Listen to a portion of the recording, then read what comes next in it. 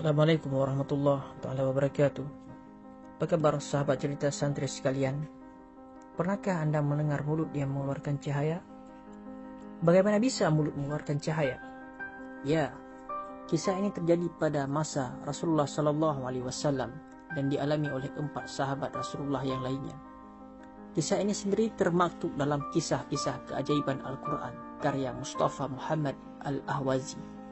Dikisahkan, suatu hari Rasulullah Sallallahu Alaihi Wasallam mengirim sebuah pasukan ke suatu daerah dan menang dalam peperangan.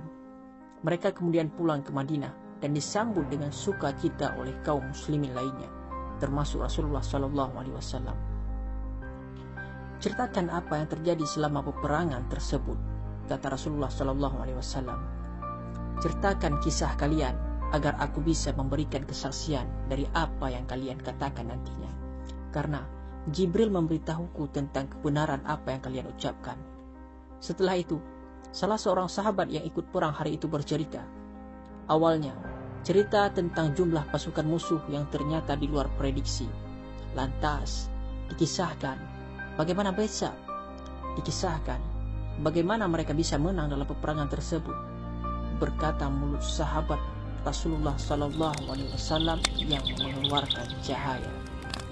Sahabat itu pun bercerita, ketika malam tiba, pasukan musuh menyerbu umat Islam. Mereka menghujani kami dengan anak panah di tengah malam yang gelap gulita. Sebagian besar pasukan muslim masih tidur. Hanya ada beberapa orang sahabat yang masih terjaga. Mereka adalah Abdullah bin Rawaha, Zaid bin Harithah, Qutadah bin Nu'man, dan Qais bin Asim. Mereka berempat sedang membaca Al-Quran di sudut perkemahan papar sahabat itu. Pasukan kami, lanjut sahabat, menjadi kocar-kacir akibat serangan itu yang cukup mendadak. Pasukan musuh menyerang dengan terus-menerus sehingga kami kewalahan. Apalagi kondisinya gelap gulita. Musuh seperti hafal betul daerah tersebut. Dalam kegelapan malam, kami tak mampu menghalau mereka. Namun, tiba-tiba ada beberapa cahaya yang muncul, nampak dari mulut Zaid bin Harithah. Cahaya berkilauan seperti cahaya matahari.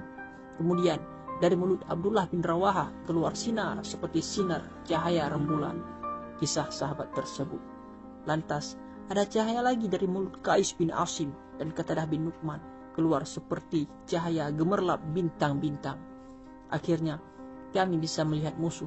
Anehnya, mereka tidak bisa melihat kita, tandasnya. Akhirnya pasukan musuh pun terpukul mundur.